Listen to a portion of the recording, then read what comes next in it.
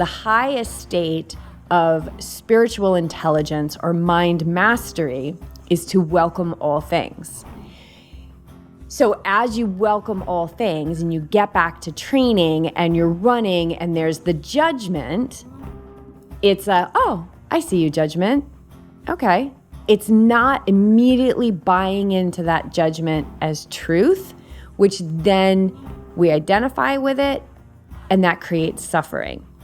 So it's being the observer, and she knows these words. It's being the witness, Melissa, to the tendencies of your mind stuff. Now, that said, what we resist persists. So if we don't want the judgments, if we don't want the negative thoughts, we're going to have those things until we realize that welcoming those things is actually our ticket out of them.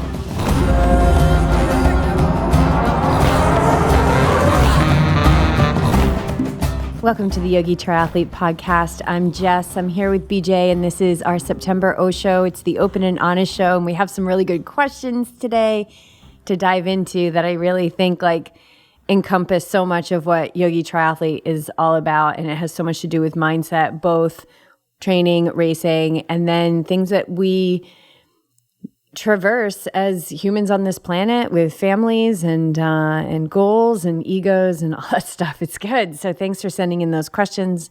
We'll get to that. We're just coming off of Ironman 70.3 Santa Cruz. And I feel like I have spent so today is Friday, and we got home early Tuesday morning about 1 a.m. And I feel like what I've been doing since 1 a.m. on Tuesday until really just moments before we hit record is eating bread. I just can't get enough bread. I went to the new vegan Jewish deli, got bagels, was eating more than one of those a day, and scones, and then you got bread. We got bread at the farmer's market. Yep. Then you just came home with another loaf of bread. We just had avocado toast. So I am just loving me all the carbs right now. But I love Recovery Week. And you want to speak a little bit about Recovery Week? Why it's important to recover, but also to keep momentum moving forward. Yes. Hi, Beach. Yeah. Say hi. Hi. It's good to be here again. Recovery Week. It's not the week. Let me tell you what it's not. It's not the week to just tip off after the race and do absolutely nothing. Even if this is the last race of the year and you want to feel or you feel like this is it, you just want to sit on the couch and veg out. I think it's super important, not only for the recovery of the body, the physical body, to keep it moving, but also for the mind, to release all this investment that you just put into one day, this one particular race, to get back out there and really just move the body in an easeful way. None of it is intense. So how I normally treat a week is right after the race, next day, swim and bike. Swim super easy, 30 to 45 minutes in a pool or the ocean or a lake, preferably without a wetsuit so your body can adapt or can recover a little bit better with some cooler therapy if the water is colder. And then hop on the bike. And all of these things, I want to say, will probably feel stiff at first. They're going to feel stiff. When we first did it, I remember, was it Cozumel? I can't remember when the first day was that we really embraced this process. But anyway, I just felt stiff at first. But now as I do these after more and more races, it doesn't feel bad. So good. So good. And then the rest of the week, it's really just yoga, swimming, and biking. And the last thing that I incorporate is running, and we're actually going to run 2 days. So this is Friday. It'll be the first run since Sunday. So we've done 4 days of no running. I don't feel like I've lost anything. I actually feel like I'm getting fitter in that respect. Well, that's what I've noticed too. So we know the stress, rest, adapt recipe. It's tried and true, but it also applies to races because there's a huge stress that happens at the race. And then if we rest, we will adapt. But rest, like you said, doesn't mean just laying on the couch and doing nothing. Your body was meant to move. Muscles were not meant to just hang from the bones. They were meant to contract and relax so that we can move the body. We were meant to move. And since we started this years ago, like, I can't really remember how I felt years ago, but I can tell you how I feel this week. I can remember how I felt after Oregon and the recent races that I've done through active recovery. It's like I feel so strong right now. I feel stronger than I did a week ago. I can still feel a little bit of the race in my hip flexors. I can feel a little bit of the race, in fatigue. Been giving the body a little bit more sleep this last week, but in the process of recovering, this strength, this new level of strength is rising up. And I don't believe that you can experience that if you're not doing the active the active recovery workouts. Yeah, I'm feeling strong too. And we talked about it this morning, like this sense of like, oh, I feel solid, like integrated. Integrated is a good word. I feel integrated. I don't feel like loosey, like things aren't jiving. And I think a pool is a good environment for that. As you start to swim, and these recovery swims, you're swimming slower. You need to be more engaged in the body because as you swim fast, things tend to go to the wayside. Like you're able to swim fast, and it masks a lot of the things that happen in the body. But when you swim slower, you have to get hyper focused on moving the body in a way that's nice and smooth. So it's extra mental energy. And so when we swam yesterday, I actually did a few little progression 100s, and I felt already, that was Thursday, 4 days after the race, I already feel like I could get back to swimming. But I put myself in that scenario in the pool, because we've swam every day, of doing the recovery, doing the necessary things, and then seeing how the body feels, engaging, be there, be a witness, be a participant, not a witness, be a participant in that swim and see where it takes you. And today, we were talking earlier, I just feel really strong from that race. I feel like I'm recovered, and I feel like I got a big bank of fitness. And I think like looking at whatever your belief is around what recovery is after a week, like look at that. Because without the belief in line, the action is going to be a lot harder to take. So there can be a mindset of the rest after a week of like, I deserve this. I deserve to do nothing. And you don't deserve to do nothing. I deserve to eat this way, which is why you probably don't feel so good if you're not making good choices. I think just that idea of like, I deserve this is like, I've been doing all of this so I can get something that I deserve, right? And isn't that attachment to the fruits of your actions, when really what you deserve is like what you're receiving all the time through the sacrifice, the challenge, the ease, the flow, the joy of what it is to live this life of an endurance athlete. That we don't want to do it so that we can like break ourselves down so much and go, oh, well, now I deserve this. I deserve this ice cream. I deserve, to do nothing. I deserve to, make up time. And, there's another piece of recovery too that you want to look at. Your belief around it is the week after a race a time for you to like catch up on everything because you were focused on the race? That doesn't really serve you either, because that's going to create a lot of stress. And it also reinforces this, like, we got to keep doing. And I think that there's a great opportunity for athletes in the week after a race where they can really step into this active recovery where it's not all or nothing, but they're doing a little bit every day. So for me, it's like swimming and yoga. Typically, I don't run. I don't know. It's not my favorite thing. I don't think it's my body's favorite thing. That's my belief around it. So I take some time off from that. We did a little bit of biking, but I just love doing a little more meditation, yoga every day, sometimes twice a day. And it's just like 15 minutes, 30 minutes, and then keeping the body moving. And like I said, that strength that like rises up through the layers, and oh man, it's like you have a new body, right? Our bodies are always changing. We're either getting more fit or less fit. That's kind of what it is, right? But the same thing with the mind, right? Like if you're going to drop off your meditation, you're going to lose your mental fitness. If you drop off of, if it's a 2-3 weeks after a race of not doing anything, you're going to lose that fitness for sure. But there's a way where you can sew in and integrate some just small movements throughout the week that does not have the demand of time that was required to get to the race, but that you will step into this higher level of fitness because of just a little bit of work. Can go a long way. Mm-hmm. Yeah. And I think this week after a race in recovery time, you have that space to look over or recap what you did in the race. And if there's any lingering thing that you're holding on to work on setting that free or to get to the depth of why you're hanging on to it. So if you didn't have the race performance, you're going to go through the recovery week. You're going to want to, for most of us type A athletes, we want to push. We want to get back out there. Well, I didn't hit my pace, so I got to do more work, right? More, harder.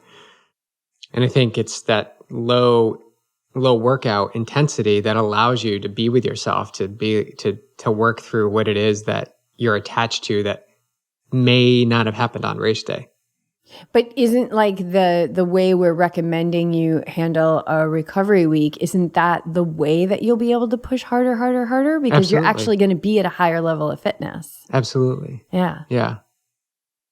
But yeah, so. the attachment too, I mean, that's a whole other thing, right? Like we get to look at like, what are we hanging on to? Like, but I worked so hard and I didn't hit my pace. Are the stickers still on the bike? Or in your helmet?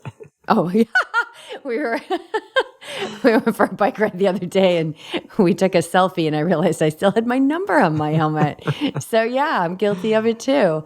But I did quickly take it off because it looks a little silly. Yeah, so get the numbers off, throw the bib away, you don't need it. It's a part of you now. Like move it's a on. part of you now. Yeah. You were a different person before that race, and now that race is in you. It's in your soul. It's a part of your journey here on earth. Like you don't need to hang on to the material things to ensure that, this memory, like you can let go of all of it because it's a part of you and you're different now because of it. And so where do you want to go from here? That's really the only thing that matters. Where do you want to go from here? Yeah. I feel a sense of fire personally from the race. I don't feel a low. I actually feel a high. Like I'm super excited and stoked for what I learned about myself in the race. Which was? Wait, finish your sentence first. Well, what I learned in the race and then apply it with an eagerness and a curiosity and excitement about the races that I have to go. Not getting too deep into any particular race because there's always going to be races. I can't remember where I talked about it, but it's a mirror. All these races are just mirrors. They just show you what you can work on. That's really what it is. If you get it right, man, you're awesome. If you get it 100% on race day, you're awesome. I have yet to have that happen.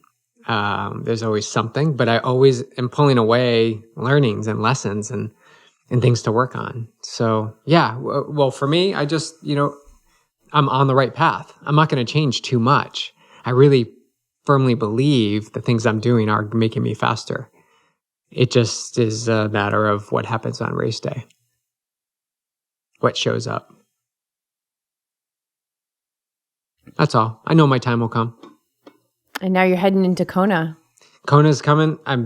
Kona's coming up quick. It's so like, quick. It's like that car on the highway. 20 all of days. a sudden you're like, whoa, that car's like in my back seat. As of today, 20 days. And it seems shorter because we're going to be in Maui. We're leaving from Maui like a week from Monday. Right. And we just raced. I just raced. I had this realization today that all the coaches, the YT coaches, with the exception of Linda, Daniel, Liz, me, and you are all going to be on retreat in Maui. So the team has to step up. They've got to take it from here. We're going to be off the grid for 5 days. We've trained you well. You are now in charge of Yogi Triathlete. When in doubt, go easy. I love it. Yeah. All right, cool. Should we dive into questions? Yeah, let's do it. All right, let's do it. First question comes from Melissa. Melissa is a triathlete. She was with us actually in Costa Rica this year, which is amazing. She is definitely an awake athlete, a yogi triathlete. And so she reached out to us on Patreon. Thank you, Melissa. She's one of our patrons on Patreon, which keeps this podcast commercial free. I love it. Uninterrupted stream, peeps. Okay. How do you balance using the body as a tool to look within, outside of the ego, and letting go, with then turning on the ego full bore during races or training? I'm taking a few months off training, meditating like crazy, and now I want to re-enter with a better sense of balance. I find my ego getting carried away during training blocks and want to practice just letting each workout or race be what it is without so much judgment, but also maintain my goals. Let me know your thoughts. You have to think about that one. Because she wants to not use the ego, like kind of put the ego on the shelf for a little while, and correct me if I'm wrong, but then call upon the ego when it's needed on race day. Right. So, okay. So let's have a quick one-on-one on the ego. So the ego's nothing that we're ever going to get rid of as long as we're in a body. It's our uniqueness, and it carries our personal will. So the ego is so necessary. I needed my ego to get out of bed this morning. I need my ego right now to be like moving my hand in the air because I need will to take all actions. Now, there are other faculties that are involved with what it takes to make an action, whether that's a thought or a movement. And that is further down the chapter line in the Gita. So if you're interested in that, read the Gita and it will tell you what is involved in action. And if you're in the Awake Athlete community, we will get there. But will is one of those pieces. And so the ego carries the will. And so I totally get this. And I feel like knowing Melissa, I see a lot of myself in Melissa, especially at her age. She's younger than me, and I see this younger version of myself who's like very driven, and this idea of like, you know, I'm going to meditate my face off, and you know, she has a really strong drive to be the master of her mind, and I applaud that. And that takes ego, that takes will, and so I've done very similar things. I mean, there's been in the past almost 2 decades of being an endurance athlete, I have taken a total of 2 years. I can't remember the years. Like I think one was 2010 and there was another year in there where I just didn't do triathlon. I didn't train for triathlon. I just did yoga, walking, and meditation. And those were times almost like when we do a swim block or a bike camp or something like that, where you're going in. It's like you're going into a mental training camp. And I took a break from the physicality of what was needed for me to be a triathlete in the physical sense. So where I'm interpreting where this is like, okay, I'm going to go into this mental block. I'm doing all this meditation. Now I want to enter back into triathlon, and I just don't want to have the judgment anymore. Like that's her. She wants to be balanced, and she doesn't want to have to deal with all the judgment. But the thing is, Melissa, is that the judgments are going to be there. And your ability to have a higher sense of balance and be free of the judgments is in how you are responding to them when they show up. So the highest state of spiritual intelligence or mind mastery is to welcome all things. So as you welcome all things and you get back to training and you're running and there's the judgment, it's oh, I see you, judgment. Okay. It's not immediately buying into that judgment as truth, which then we identify with it, and that creates suffering. So it's being the observer, and she knows these words. It's being the witness, Melissa, to the tendencies of your mind stuff. Now, that said, what we resist persists. So if we don't want the judgments, if we don't want the negative thoughts, we're going to have those things until we realize that welcoming those things is actually our ticket out of them. So the more you just allow those things to be there, and you're going to have a higher sense and ability to do this because of the time that you just put into all that stillness and quiet. You have tuned yourself to a deeper level of calm. That's going to translate into the training. So you will, my prediction is that those old tendencies are going to show up because those patterns are still there. And the only way to rid yourself of those patterns is to be right up in your face and personal with those limitations. But from the work that you keep doing every day and this block of meditation that you've been in, you're going to bring a heightened level of awareness that you didn't have before. So just like Bij and I were just talking about, this higher level of fitness that you get after a race, if you do these active recoveries, like, I'm a different person now because I did that race. It's a part of me now. You are going to be a different person when you come back to your full-time training because of that mental block of work that you did. But you have to keep it up, because if you don't keep up with the meditation, you will lose that mental fitness and you will fall back into the patterns that drove you to the cushion to begin with. So you have to really be awake and ready, but know that the only time you're going to be free of the judgment is just when the judgment shows up. Don't engage with it. And so a tool that I used on my path was just when it would come up and I would see it, whatever it is, let's say it's a judgment about myself or someone else, I would say, literally, I see you, but I don't live that way anymore. I see you. I don't live that way anymore. I see you. I don't live that way anymore. And then I would just shift into my breath, into my footstep, into something that was happening right now, because that judgment is just a habit of the past showing back up. And as you disidentify with those judgments by not giving them your attention or believing that they're true, those habits are going to fall away because you're not fueling them. Your fuel is what's keeping them alive. Your focus is the invitation to what expands in your life. So it would be super cool if you could just like do all this meditation and then come back to training and like not have the old patterns show up, but that's not how it works. You can't skip a step. So those old patterns are going to be all up in your face. Probably they could actually be louder than ever. You're going to see more. Actually. Yeah. You're probably going to see more. They're going to be like all up in your grill and they're just going to be so convincing.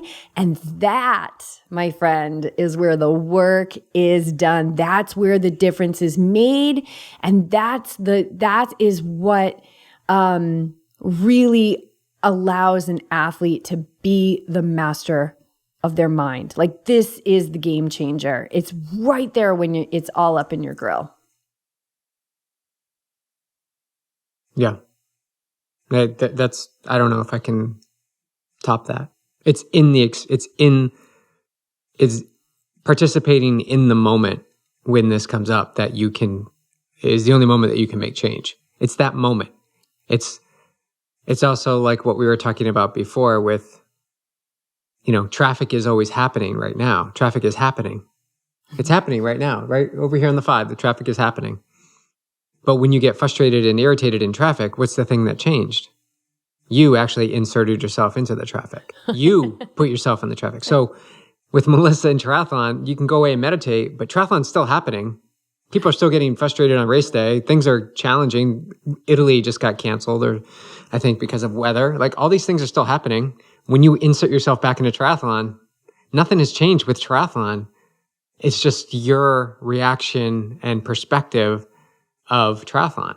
And how you navigate. So all those judgments and those things that you dealt with in the past, they're just dormant right now. Yeah, they're just sleeping. They're sleeping. They're all cuddled up, and they're like, oh, okay. When she goes to do that one run workout that really used to get her, that's when we're gonna come alive, right? They're all just like cozy and sleeping right now, but you will see what's still activated within you. And this is why you do these tests, key workouts, races, because you put yourself in the environment to see how well you're navigating. It's a test. It's basically a test, constant test of how you're doing. I was just thinking and Melissa, if you're somebody that likes to see, like, okay, what's the progress? Like what is the ROI of that meditation block I just did? I would really reflect upon workouts, like workouts that maybe you would have, experienced judgments or gone too hard, not followed the plan. I don't know if you do that, but like, are you really going easy on your easy days, or are you going a little bit harder to keep up with somebody, or, to make sure you can do the distance, things like that. And then what I would do is, after you do these workouts, I would reflect on how you responded to those things that showed up, and perhaps how would you have responded 1 year ago? And I think that when we start to look at, things like that, we get to see the growth that we're in. I've definitely done that. And I think it's so common, right? Like the first thing that people will say to me as they begin to meditate and stuff is there's two things. It's either grocery store or traffic, where they'll be like, something happens, or somebody's writing a check at the grocery store, which apparently is like totally unacceptable, or you're in traffic, or somebody cuts you off and they're like, I would have freaked out and I didn't. So those are really important milestones to really celebrate and then move on. Like, let it go, celebrate and move on, because there's going to be something else that's going to make you grow. Yeah, you don't say like stronger. I got through the traffic. Oh my God, I didn't freak out. I did it. I'm cured. No, because there'll be another thing that comes up. So it's just asking you to. The universe is throwing you a bone. It's saying, okay, you're going in the right direction. All right, you did well this time. Great, awesome. Now it's going to happen. What happens in your reaction when this happens again? Well, what happens? Like, how are you going to respond? And then it's again and again and again until you work out all the karma on whatever it is you have with traffic, so that you just don't see traffic anymore. And I know you and I, we have that with. We moved to California. Everybody was like, traffic's going to be so intense. It's going to be so much. And we just don't see traffic. So, and in the times that we do, sometimes there is a little bit of traffic, but the difference is like, it doesn't bother us. No, we were actually finding this fun alternate route through these back roads and playing with Apple Maps and Google Maps, like pitting themselves against each other because they were underperforming to our expectation. And navigating this traffic out of Santa Cruz, which took us an hour, and then we cruised through LA with no traffic at all. So we're just having fun with whatever the scenario is, by shifting and pivoting and looking at it all from a 10,000 foot view, saying, hey, we're just little blips. This little car is just one little tiny car in this big circle that's, just spinning through the universe. Yeah, and no effort is a waste. So this block of meditation that you did, Melissa, is like super valuable, and you are a different person because of it. You are vibrating at a higher level because of it. But the only way to play the game is to play the game. The only way to win the game is to play the game. And this game of life actually can only be played. And so you're going to always play it. But the things that had a strong hold on you before will not continue to have a strong hold on you. And if you think about that, like limitation, judgment, not following the workout plan, not trusting, things like these things that like had a hold on you, were keeping you captive. And that is the ego. That is the lower self. That is the untrained ego.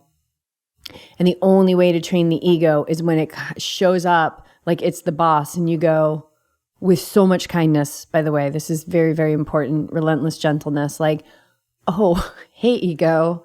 Hi, I totally see you. Totally see you. You're not the boss anymore. Like you're not the boss anymore, and it's totally fine. I see you trying to keep me safe. You're amazing. You're trying to keep Melissa. You're trying to keep Melissa, reaching her goals and, frankly, running faster than other people and biking faster and swimming faster than other people. And I see all of that, but there's a way that I can do this that does not cause suffering. And so I think that leads to the second part of Melissa's question, which is like, how do you turn it on during races? And so the two of us are just coming off a race. Like, how does your ego show up at a race, or how do you maneuver with it throughout the day? Yeah, I got to think about that one. I think, and chime in if I'm getting this right, or like where your perspective is on it. Like when I line up in the swim now, I expect to be in the front, and I expect to go out strong, and I expect not to have any panic attack, and I expect to have a fast swim. So that's my ego, I would say, that's on board, that says, yeah, you definitely walk up to the front. You definitely go out strong. You definitely don't stop, and you definitely have a fast swim. Yeah, your will. So that's your will to achieve what you want. So the ego is working that way. Then, there are moments of let's talk about the run, where I think I was 2 miles in, and I just didn't have the paces that I was here. People love this. The paces that I was running in training leading into the race were not showing up. Where were those? I don't. Idea. You left them back here on the coast, on the rail trail. You did not take them to Santa Cruz. They did not. So what do you do in that situation? Well, the mind was like, it's okay if you walk. This is a team race. Like, everybody's here. It's okay. Like, just walk for a little bit, regroup. There's plenty of other races you're doing this year, right? This is early on in the run. But there's that part that's like keeping you safe. This is when the ego comes in the front door and goes, it's okay. Everybody's here. You'll be able to cheer people on. Go ahead and walk. And then like 5 minutes after you cross that finish line, it will come in the back door and beat the hell out of you for walking. So this is where two things happen. I love that. Okay. Thanks for explaining that. That's key. Because the thoughts of me walking were seconds. But you still had them. That's the thing. I still had them. Yep. So how did I work? And you will. So how did I work with them? Well, immediately after that, 5 to 6 seconds, maybe, it was like, I am not walking at all. I'm not going to walk the aid stations. I'm not walking the aid stations. And I'm not going to look at my watch at the pace anymore. So those two definitive things were set in my mind. So it went from, I'm getting goosebumps here. So it went from a sense of like, I'm going to walk and to like, I'm not walking and I'm going to run as hard as I can, even if I blow up, and I'm not going to look at my watch.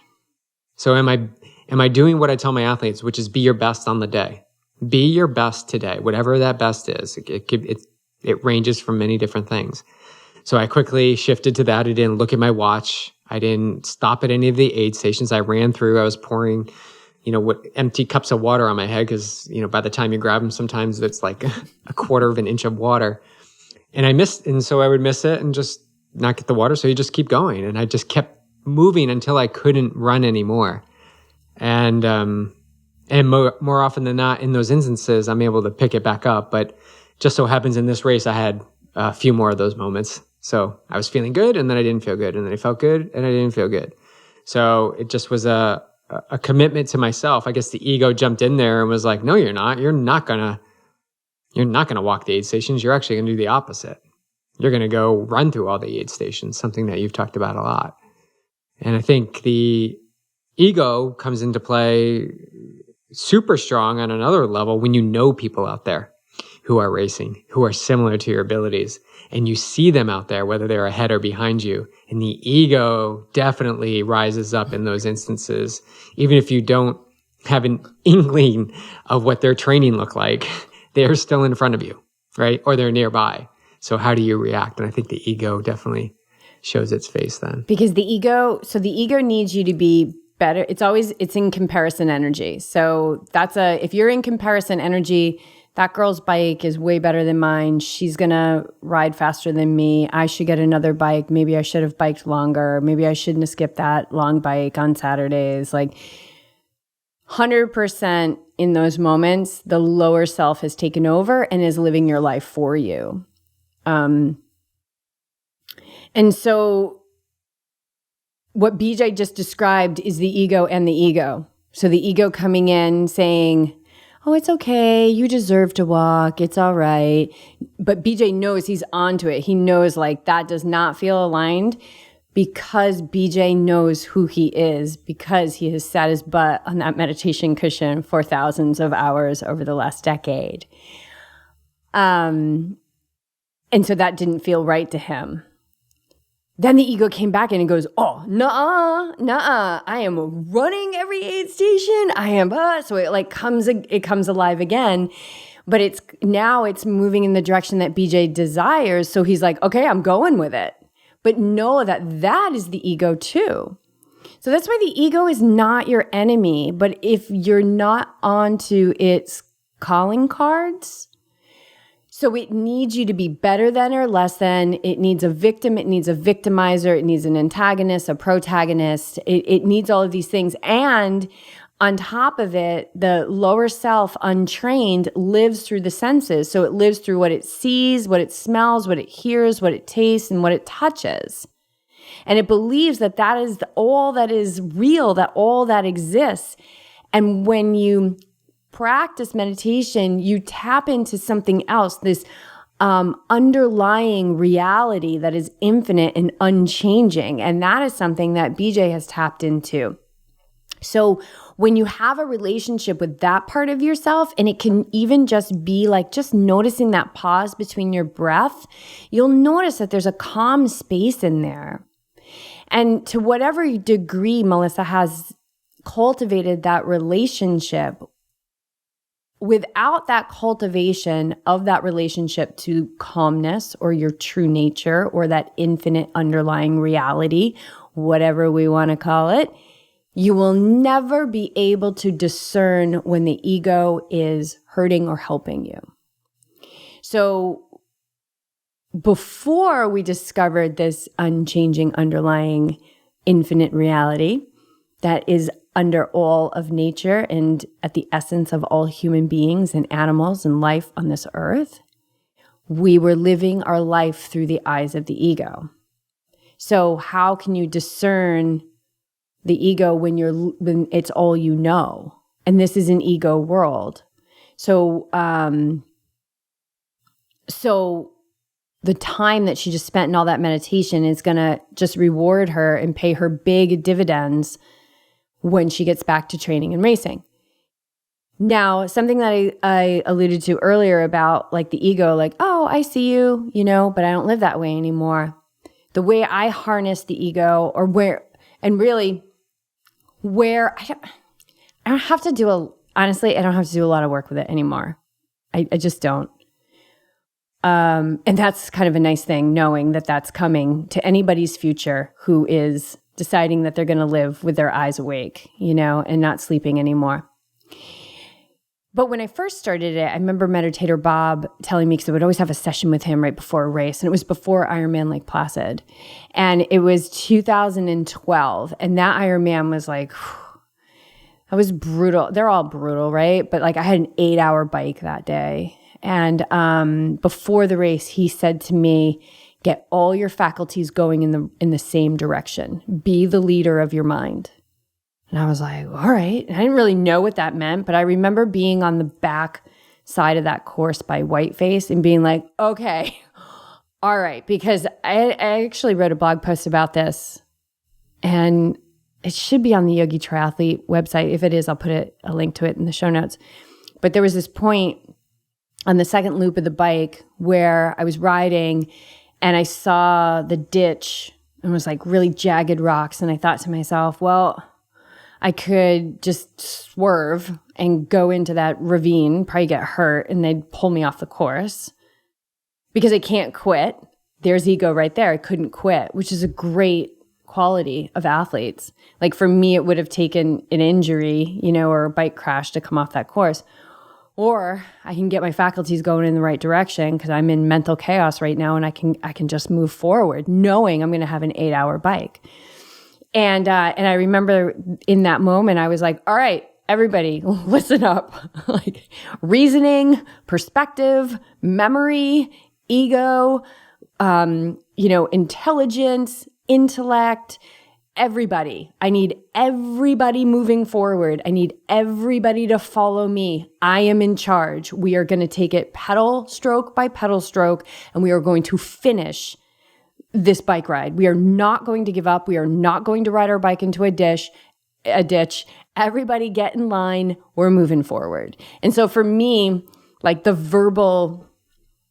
verbalizing it has always helped me. And I just imagined all my little soldiers getting in line and me being the leader and leading my mind that day. And that was like a game-changing experience for me. So, but the only way I could do that was I woke up in the middle of that mental chaos. And you got to be there for it. You have to be there for it. Meaning you got to participate in those, not engage with the thoughts, but be aware of those thoughts and then interrupt them. That's the only time that you can actually do anything with it. Otherwise, like your environment is going to default to what's comfortable. It's going to do what it always does. And because it's a least traffic or at least resistant pathway. And it's going to keep going that way until you pump the brakes and get in there. And through that meditation practice Melissa's doing, that's creating that pause, as brief as it can be, to interrupt that pattern. Yeah, she's creating a lot of strength to bring back to it. But understand, you guys, like when we do triathlon or ultra running or rock climbing or whatever it is that your sport is, sailing, like it's requiring a lot of physicality, and you're going to break yourself down. So like all these like poor me's and the anger and all the stuff that's kind of been hiding in the corners, like as we break ourselves down through sport and like we open up, right? Like people really get to know themselves out there. All that stuff is going to rise up, and the only way to get to the other side of it and overcome these things that you no longer desire in your life is to experience them in a new way with an awakened mind.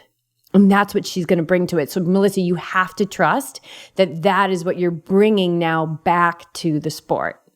So, and keep that meditation. And if you're working with a coach, like you guys, if you're working with coaches that don't meditate, that's totally fine. They don't need to meditate, but I highly encourage you, to share with them that it's an important piece of your training. And then in that instant, you become the teacher, and you don't know what kind of effect that's going to have. It's really amazing. So I've got athletes I work with athletes who work with other coaches. They love their coaches. They love the physical training plan, and they even love the mental piece that they're getting, but they're not getting the meditation. And I always encourage the athletes to talk to their coach and see, hey, will you put my meditation on my Training Peaks plan? So then it really becomes that non-negotiable, because when you have so much going on, and if you're not rock solid in the practice, it will be like the first thing to go. So yeah, I mean, this is the fast track, right? Bob's talked to us about that. Like being an endurance athlete and meditating and having a desire to be a master of your mind is like, you're fast tracking yourself. It's so good, which means the fast track means like it's the accelerated program. So I want to be in the accelerated program. Buckle up. Yeah. Because there's a big workload in the accelerated program. But like, I don't know, some of you are drooling right now like, yeah, I always want to be in the accelerated program. Totally, I get that. It's a good place to be. All right, you think we answered that? We get it all? Yeah. All right, Melissa, let us know if we left anything unturned. Is it a two-step process? Nope. It's a moment-to-moment process. And presence, keep deepening that relationship with presence, because in presence, the ego cannot exist, because the ego needs past or future. So when we are purely present, we are free. And there's so many things that you can you can strengthen that with, I think Coach Liz had put out like today, what? like doing the dishes, putting the dishes away, one plate at a time. Take out don't clang. I think I mentioned this before, like try to empty the dishwasher without making any noise. Like that's a practice. And you got to be hyper focused. You have to pick up the plate. You got to make sure you're not hitting anything. Then open the cabinet and put it in. So you're practicing presence. Like it has everything to do with sport and triathlon, but it has nothing to do with the physical aspects of triathlon. But you're practicing and training the mind to be hyper focused on what you're doing while you're doing it. Yeah, it's good stuff. Yeah. It's mastery. All right, let's move into the next question, which is another amazing, awesome question. Okay, this comes from JC. She says, hey, it feels like a bit of a reach to message you, but I've been loving listening to the Yogi Triathlete podcast for the past month. Started at number 1 and currently at episode 50. Love this woman. Yes, that's so cool. I love when I hear about people who start at 1 and they just keep going and going and going because like BJ and I were talking about this earlier, JC, I was like, it's so cool that she's doing this because we have grown so much over these 330 something episodes. And so as you start to listen to it, especially if this type of material is kind of new to you, you're going to grow with us along those episodes. But if you've done 50 episodes in a month, you're on the accelerated program. That's at least 50 hours, if not more, of listening to us talk. That's a lot. And she said, and she just had a question. She only had one question. Okay. You mentioned that sometimes your path and energy splits away from people and they start to fall away out of your lives, and that's okay. Yes, it is. Mm-hmm. But it's tricky. My question is that if those people you feel a complete split from are your parents, what if those people are your parents? For context, I'm 31 and I'm an only child. In spite of a lifelong toxic relationship with my mom in particular, I still struggle with being torn between wanting nothing to do with her and that I need to stand up for my own well-being and feeling a suffocating obligation not to abandon them. I started to make a split away from them in May, but I don't know how far is too far. I'd love to hear your wisdom on this, but if you don't have a chance to respond, of course we have a chance to respond. Thank you so much for the podcast. Love them all. Well, we love you for listening, JC. Thank you. And thank you for sending this question to us. And oh my gosh, as soon as I read it, I couldn't wait to get back to you because, and that's really when I asked you if we could address it on the show because I think it's a really big one. So it could be the mom, it could be the best friend, it could be the brother, it could be, whoever it is. We all have these teachers in our life, and teachers come in many ways, and teachers can come through being the other person in a very toxic relationship. And so there is something for you to learn here. But BJ, I want you to take the lead on this one. How do you find this balance between first of all, what if it's your parents, and how do you rectify it with this obligation that you should not be doing this because you're their daughter? Yeah, so there's two things there. Obligation, it's such a huge thing. It's something I've experienced firsthand, growing up. I know you did too, this obligation to go to church, this obligation to go to CCD, this obligation to do the right thing. Just some obligations that just never resonated with me, I always felt like they were forced. And I guess that's an obligation. So your grandparents give you a present, you got to go right over to them right away and say thank you. Right? It's and you got to say it so they can hear it and acknowledge it. And I understand the meaning behind it. You show appreciation and you be respectful. But it almost became a super intense, checkbox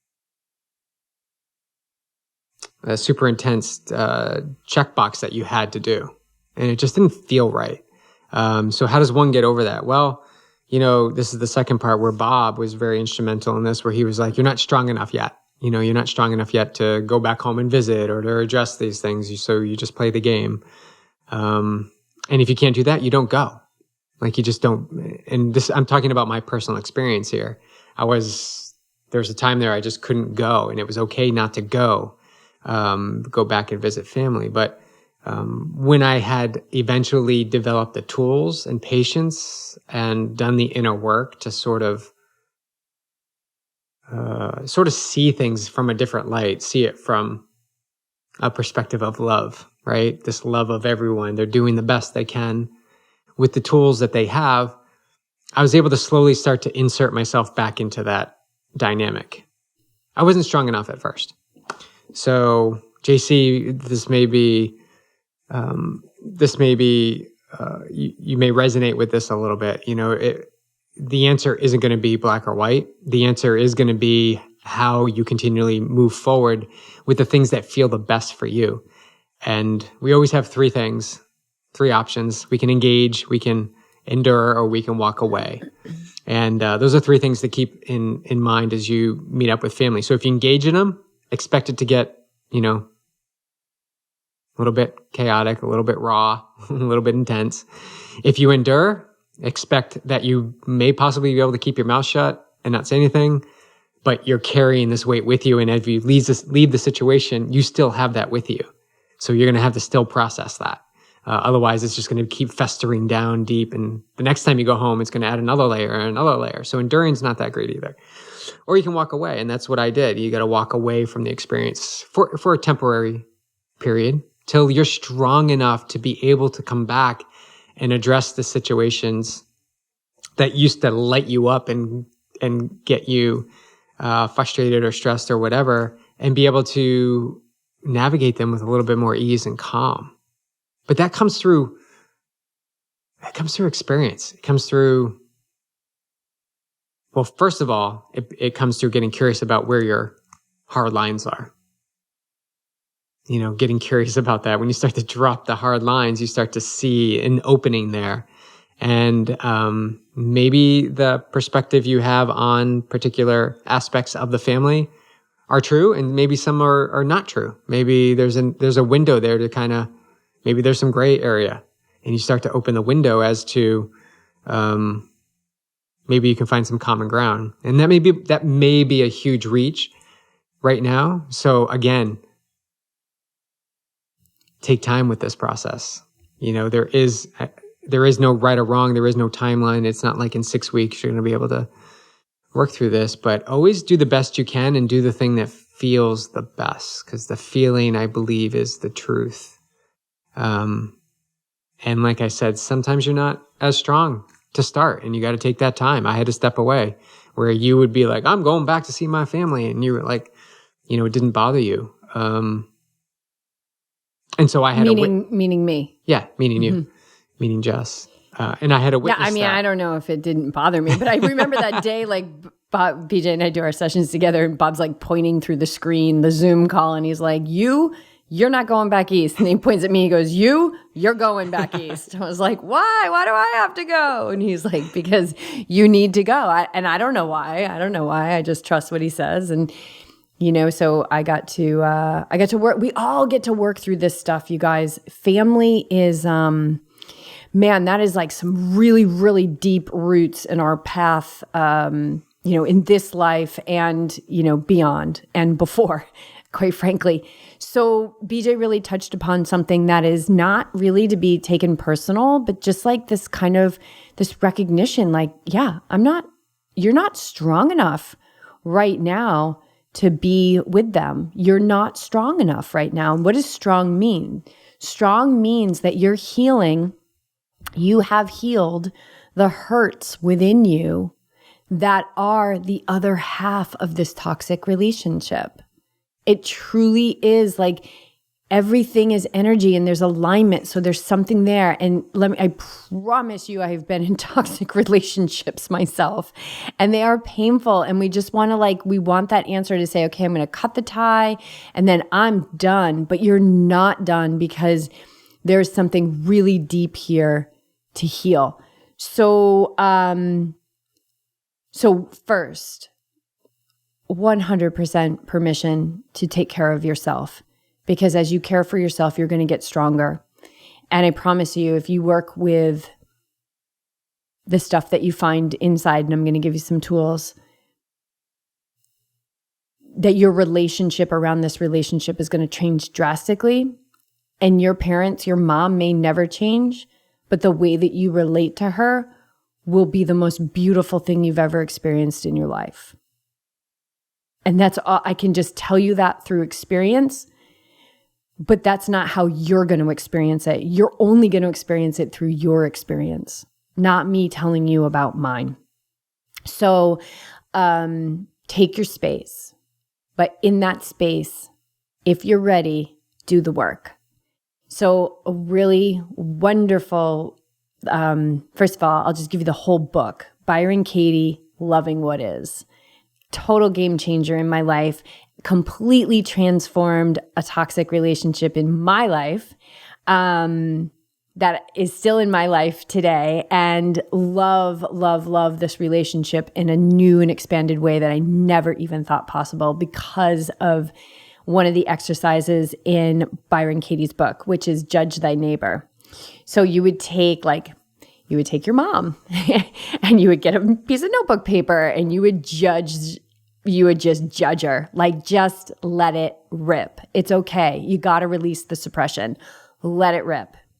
Then you take like 3 or 5 statements and you do the turnaround, which is, you like on my list, I remember a couple things, like, this person should be nicer. This person shouldn't drink as much. And I remember doing that turnaround being like, I shouldn't drink as much. And I think at that time I was having like, good 3, maybe plus. I remembered a couple nights like, missing my mouth with the toothbrush. And that was like normal, like having a little bit of a buzz going to bed. And it was at this time, and I was just beginning to be a yoga teacher. And that really hit me, like, I shouldn't drink that much. And then like, I should be kinder. Because I was still indulging very negative thoughts about myself, or being in that comparison energy that we were just talking about with Melissa's question. And so then what we do is we begin to recognize that these things that we're seeing in other people are really unhealed hurts within ourselves. And so now we've got something to work with. Because then I realized, like, okay, let me look at this relationship I have with wine. Let me look at this relationship I have with negative thoughts and self-criticism. And then she's got a whole bunch of other exercises in there, which are amazing on how to deal with these thoughts. Like, is this thought true, right? How do I know it's true? Is there a stress-free reason to keep this thought? This book is amazing. If you really put the time in, I think it'll be a game changer.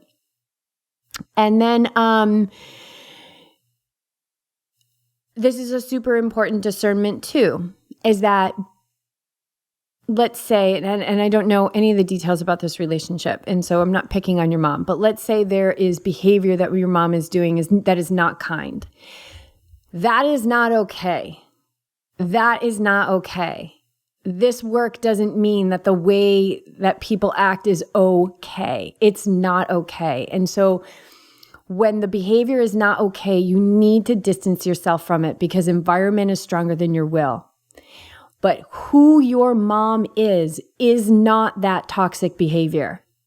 She is that infinite, unchanging, underlying reality of all things. Your mom is the light of the world. She is the same essence as me. You are the same essence as me.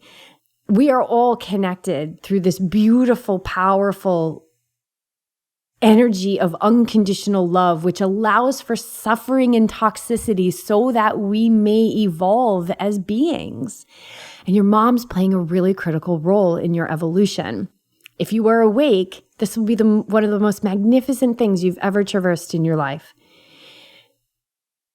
So it's important to see the person in their true nature and not their behavior. But at the same time, if the behavior is not okay, that's fine. It's fine that it's not okay. You don't have to make behavior okay, but get your distance and make sure you're safe and get into an environment that is going to be conducive for your healing. And release the timeline. Release the timeline about how long you've been away from them, when you need to come. Just release the timeline. You'll know. I highly recommend a meditation practice if you're not meditating. Be super helpful.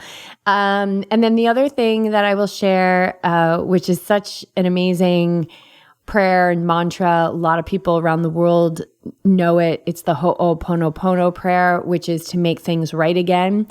And it is a series of statements that you say. And so it's H-O apostrophe O-pono, O-pono, H-O apostrophe O-P-O-N-O, O-P-O-N-O, Ho'oponopono. And it goes, I love you. I'm sorry. Please forgive me. Thank you. And so you hold your mom in your awareness and you say that to her 5 times. You say it to yourself 3 times. And you feel those sentences. Don't just task them out, feel them. If you're in a situation and you're with her and the toxicity is rising and you feel yourself getting caught up in it, Ho'oponopono. When you think of your parents and you feel that obligation and you feel guilty, Ho'oponopono, like Ho'oponopono all over this thing. There's an incredible backstory to the Ho'opono prayer. It's an ancient Hawaiian prayer, and so you can look that up online, and certainly if you want to talk more, you can always reach out to us.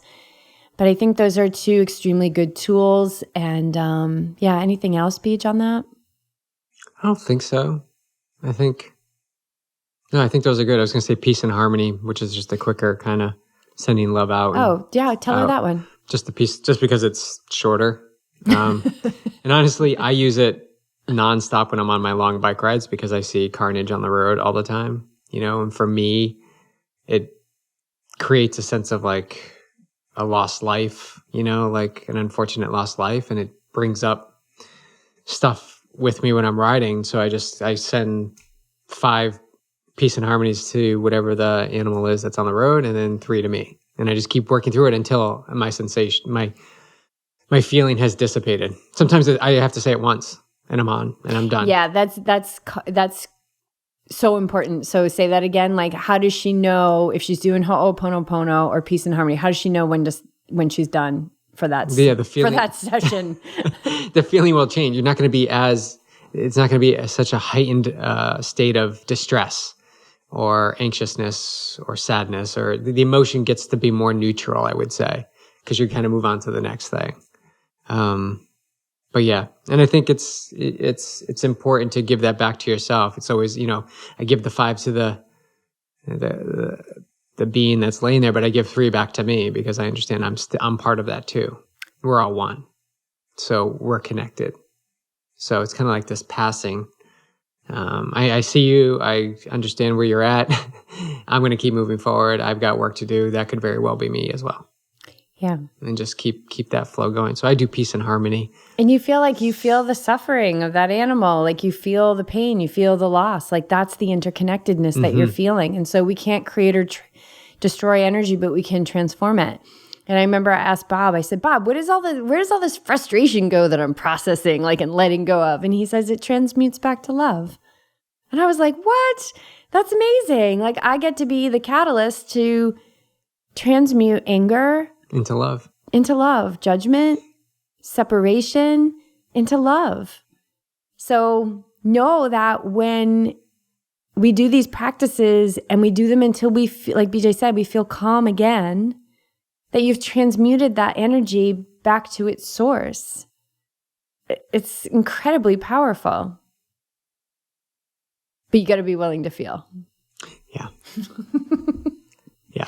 That's the hook.